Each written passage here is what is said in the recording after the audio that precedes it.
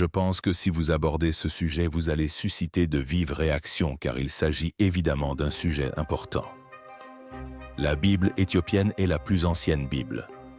Le plus ancien exemplaire complet de la Bible éthiopienne comprenant la Genèse et l'Apocalypse date du XIVe siècle. Il s'agit d'un rare manuscrit de la Bible orthodoxe éthiopienne écrit à la main dans la langue sacrée et âpre d'Éthiopie. Ce manuscrit renferme une description de Jésus-Christ si terrifiante, d'une violence cosmique si extrême que le christianisme occidental a passé 17 siècles à s'assurer que vous ne la lisiez jamais. Un être dont les cheveux flamboient comme de la laine incandescente, dont les yeux brûlent comme un feu emprisonné dans du cristal et dont le visage rayonne d'une brillance supérieure à 1000 soleils. Une présence si bouleversante que les anges s'effondrent en silence devant lui et que la réalité elle-même se déforme autour de son corps. Ce n'est pas le Jésus des catéchismes, c'est le Jésus originel. Et en ce moment même, Mel Gibson est en train de réaliser un film à 100 millions de dollars pour projeter cette version du Christ sur le plus grand écran du monde. Le cinéaste qui a fait la damnation. Avant d'aborder les textes éthiopiens, il est essentiel de comprendre les propos tenus par Mel Gibson en privé, car on dirait qu'il les a déjà lus. En 2004, Gibson a réalisé La Passion du Christ.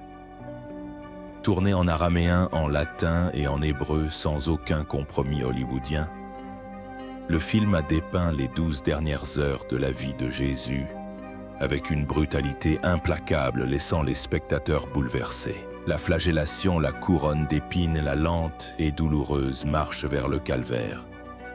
La critique l'a jugé excessif. Le public, lui, l'a considéré comme la représentation la plus authentique de la souffrance du Christ jamais filmée. Avec un budget modeste, le film a rapporté plus de 600 millions de dollars dans le monde, devenant ainsi le film classé R le plus lucratif de l'histoire américaine pendant près de 20 ans.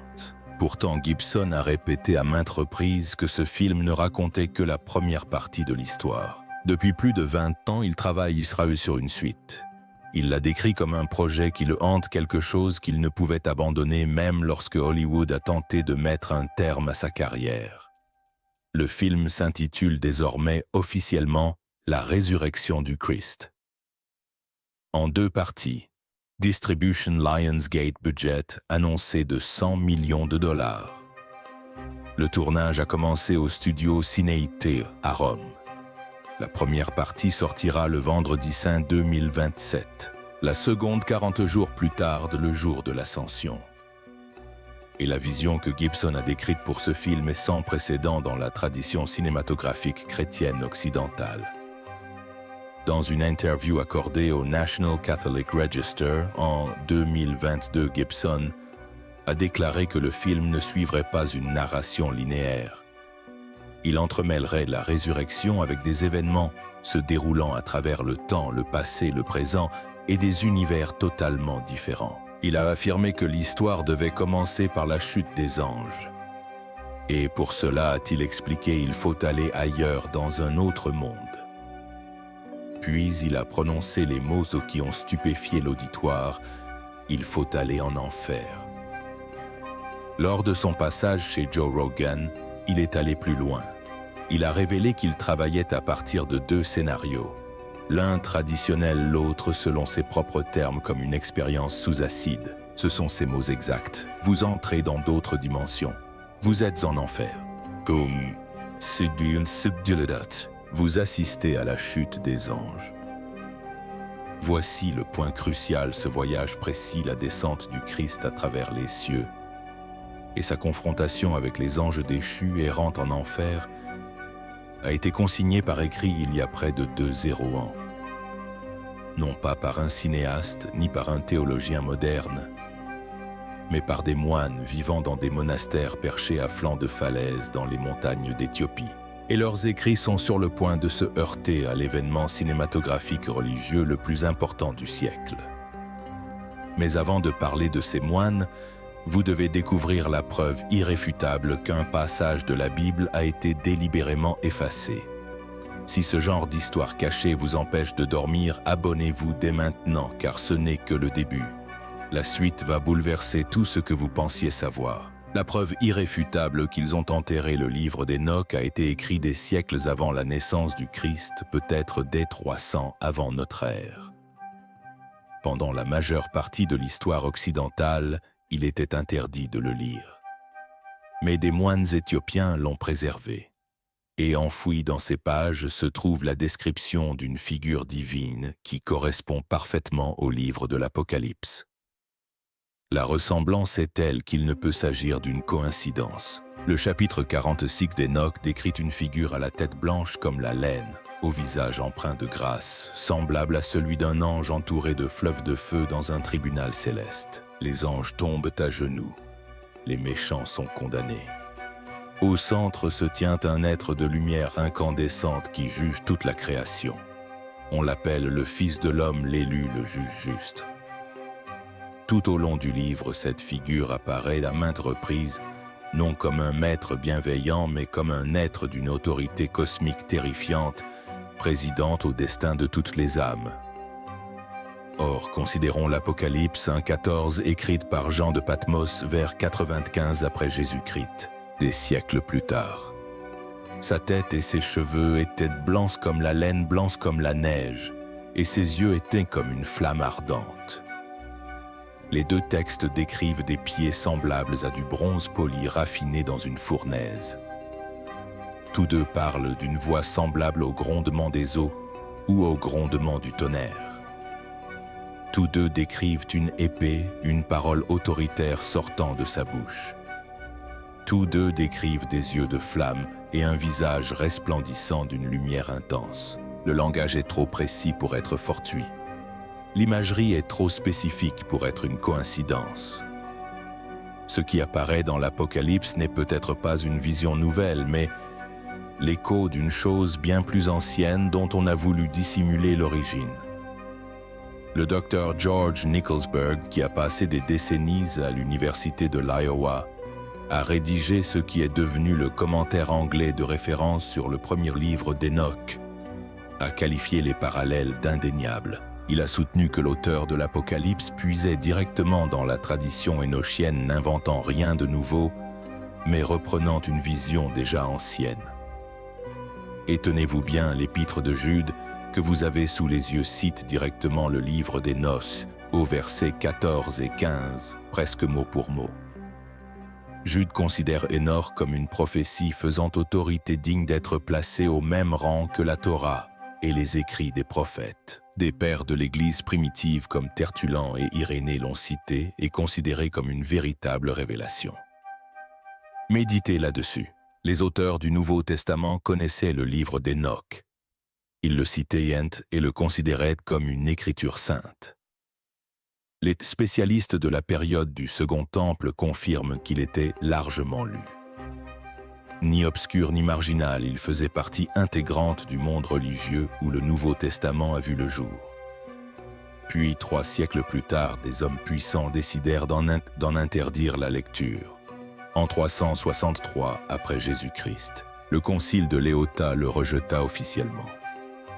Des copies furent détruites. Le texte fut jugé dangereux, trop dangereux pour les croyants ordinaires. Telle était la position officielle. Mais ils ne détruisirent pas toutes les copies, loin de là. Et ce qui a survécu dans ces copies va bien au-delà d'une simple description physique du Christ. Cela réécrit toute l'histoire de son identité et de sa mission. Les moines qui ont tout sauvé. L'Église orthodoxe éthiopienne fait remonter ses origines au IVe siècle sous le règne du roi Hasana d'Aksum, faisant de l'Éthiopie l'une des plus anciennes nations chrétiennes au monde. Plus ancienne que la christianisation de la majeure partie de l'Europe, ces écritures furent préservées en Gaès, une langue sacrée ancienne devenue une tradition littéraire chrétienne avant même que le latin ou le grec ne s'impose. Lorsque l'expansion islamique déferla sur l'Afrique du Nord au 7e siècle, l'Éthiopie devint une île chrétienne isolée, encerclée, coupée des enjeux politiques méditerranéens par des déserts et des territoires hostiles. Cet isolement fut sa clé de salut. Le christianisme éthiopien n'assista jamais aux conciles occidentaux, ne reçut jamais les décrets, ne participa jamais aux autodafés ni aux purges théologiques qui remodelèrent la foi ailleurs, haut perché dans les monts, tigrés dans des monastères creusés à flanc de falaises accessibles uniquement à la corde et à main nue. Les moines continuèrent simplement à recopier les textes sacrés. Génération après génération, siècle après siècle, assis dans des pièces obscures éclairées par des lampes à huile. Ils mélangeaient de l'encre à partir de minéraux et de plantes, préparaient du parchemin à partir de peaux d'animaux. Chaque manuscrit leur prenait des mois, parfois des années. Le travail les épuise et leur abîmait la vue.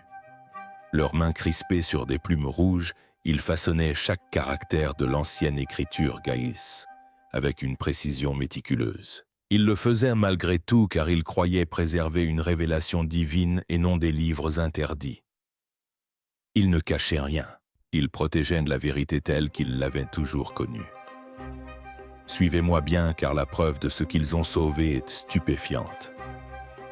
Les évangiles de Garma datés au carbone 14 par une équipe de l'université d'Oxford entre 330 et 660 après J.C., figurant parmi les plus anciens manuscrits chrétiens illustrés connus à ce jour. Dr Jacques Mérier, l'historien d'art français, qui a contribué à faire connaître ces manuscrits à l'international, a décrit sa première rencontre avec eux comme une expérience bouleversante. Des illustrations en couleur de la vie du Christ conservées dans un état étonnant pendant plus de 500 ans au sein d'un monastère isolé en montagne. Lorsque les spécialistes de la conservation du Fonds du patrimoine éthiopien sont arrivés pour les préserver, ils ont dû escalader la falaise et installer leur matériel dans la cour. Les manuscrits n'ont en aucun cas été autorisés à quitter les lieux. La Bible éthiopienne compte jusqu'à 88 livres. À titre de comparaison, la Bible protestante en compte 66 et la version catholique 73. Il ne s'agit pas d'une petite différence. Ce n'est pas une simple note de bas de page. Nous parlons de textes entiers. Le livre d'Enoch, le livre des Jubilés, l'Ascension d'Isaïe, les livres des Maccabées, le livre de l'Alliance des Écritures complètes que l'on ne trouve nulle part ailleurs au monde. Des écrits que les premiers chrétiens lisaient, citaient et considéraient comme sacrés et des textes qui ont façonné la théologie des premières communautés chrétiennes jusqu'à ce que des hommes puissants réunis en conseil les jugent trop dangereux pour les croyants ordinaires. Et ce que ces textes disent de Jésus va bouleverser tout ce que vous croyez savoir de lui, du Christ qu'on ne voulait pas que vous voyiez, dans l'art et la tradition occidentaux. Jésus est calme doux, réconfortant le teint pâle, le regard tendre, les longs cheveux bruns, le bon berger, l'ami des pécheurs, celui qui tend l'autre joue. Et ces qualités font partie de son histoire. Mais les textes éthiopiens révèlent quelque chose de plus profond. Quelque chose que le christianisme occidental a passé des siècles à atténuer, à remanier et parfois même à effacer. Dans les écritures éthiopiennes, le Christ n'est pas simplement bon. Il est immense, cosmique, bouleversant, à la fois sauveur et juge, guérisseur et guerrier, lumière qui réconforte et lumière qui aveugle. Ses cheveux brillent comme de la laine illuminée par le soleil. Ses yeux brûlent comme un feu enchâssé dans du cristal. Son visage resplendit plus intensément que 1000 soleils, tout en rayonnant d'une paix infinie. Sa voix ne se contente pas de parler. Elle résonne à travers les royaumes, faisant trembler les montagnes, fendant les eaux, imposant l'obéissance aux anges comme aux démons. Autour de lui, le temps se déforme, l'espace se courbe, la trame même de l'existence vibre en sa présence. Ceci n'est pas une métaphore.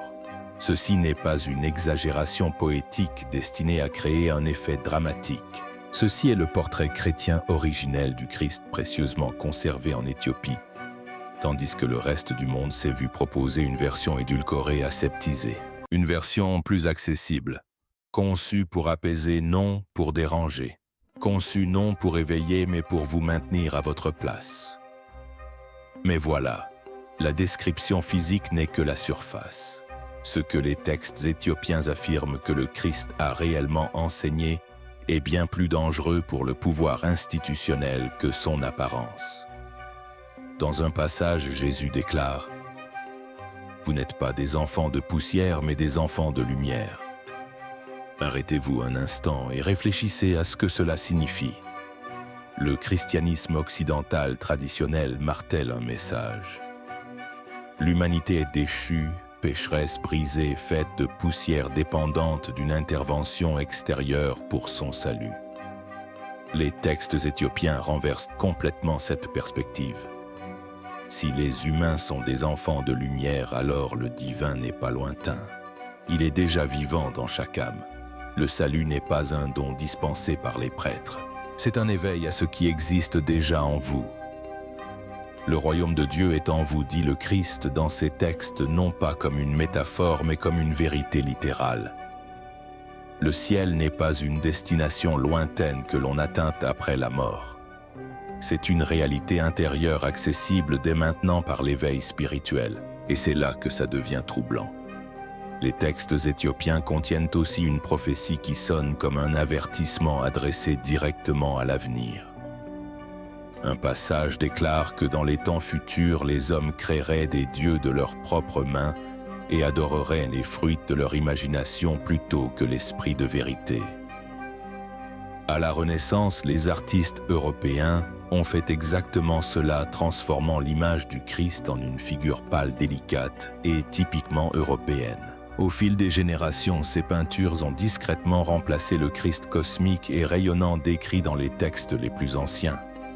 La prophétie l'avait annoncé des siècles avant qu'il ne se produise. Et c'est précisément pour cette raison que les textes ont été censurés. Lorsque l'empereur Constantin se convertit au christianisme au IVe siècle, le mouvement spirituel décentralisé dut se transformer en une institution centralisée capable de soutenir le pouvoir impérial. La diversité des croyances dut être réprimée. Les textes mettant l'accent sur les rencontres personnelles directes avec Dieu furent perçus comme des menaces existentielles.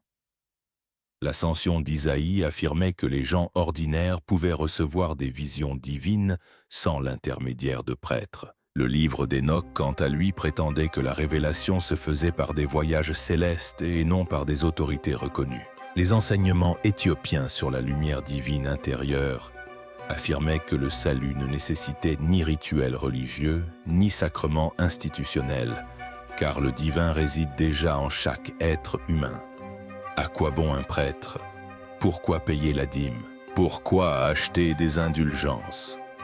Pourquoi se confesser à un clerc si l'on peut communier directement avec Dieu? Ce ne sont pas des questions théologiques. Ce sont des questions d'argent, de pouvoir et de contrôle. L'Église médiévale est devenue l'une des institutions les plus riches d'Europe précisément parce qu'elle revendiquait l'accès exclusif à Dieu. Dîmes, indulgences, frais de baptême, de mariage et de funérailles. Tout reposait sur une seule croyance, le peuple avait besoin de l'Église pour atteindre le salut. Et les hommes qui dirigeaient ce système ont répondu à la menace que représentaient ces textes en les faisant disparaître. Le livre d'Enoch a été rejeté au concile de Léota en 363 après Jésus-Christ. L'Ascension d'Isaïe a été qualifiée d'apocryphe, ses copies détruites, ses auteurs dénoncés, ses enseignements réduits au silence. Le message était d'une clarté brutale, le salut ne passe que par les voies officielles, et ces voies menaient à Rome. Mais pas toutes les copies, pas celles gardées par des moines sur des falaises d'Éthiopie. Les 7 cieux que Gibson s'apprête à filmer. Tout ce que nous avons abordé, le Christ cosmique, les enseignements occultés, les livres enfouis, convergent vers un seul texte, le document le plus extraordinaire qui nous soit parvenu des débuts du christianisme. Celui qui ressemble le plus au film que Mel Gibson est en train de réaliser. Et une fois que vous en aurez entendu le contenu, vous comprendrez pourquoi les autorités ont tout fait pour que vous le lisiez. L'Ascension d'Isaïe date de la fin du 1er ou du début du 2e siècle, ce qui la rend contemporaine de certaines parties du Nouveau Testament. Elle emmène le prophète Isaïe dans un voyage guidé à travers 7 niveaux célestes.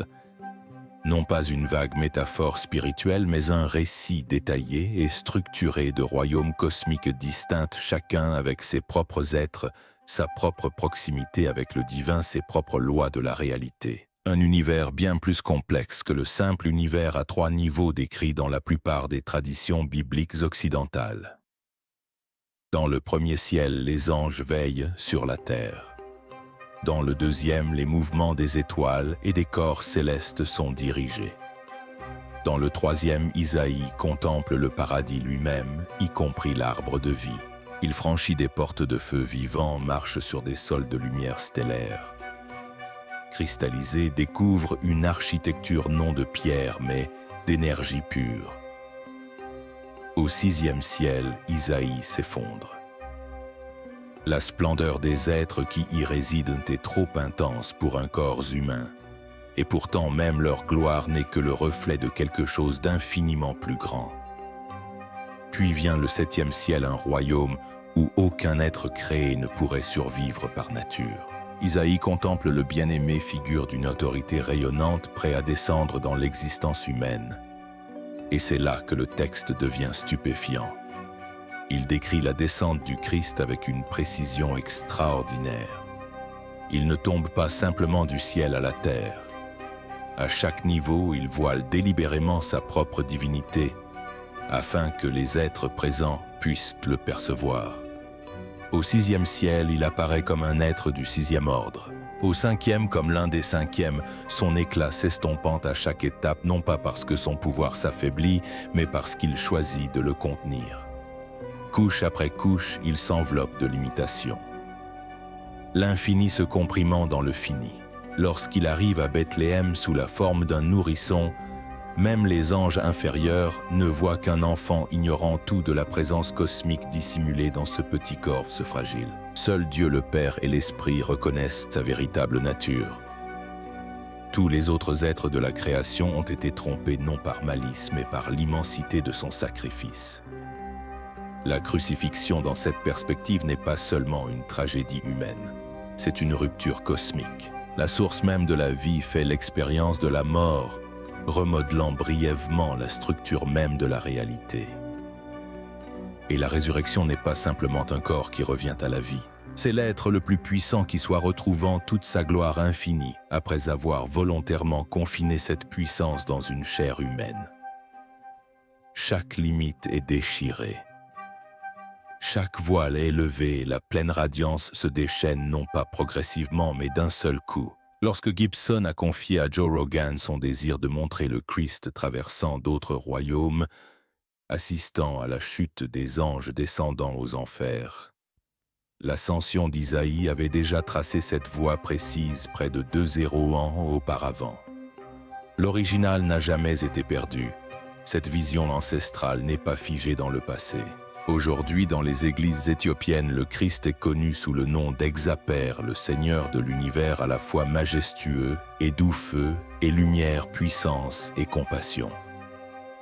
Les icônes éthiopiennes le représentent avec une peau sombre et des yeux profonds et pénétrants auréolés d'or rayonnant pleinement humain et indéniablement cosmique.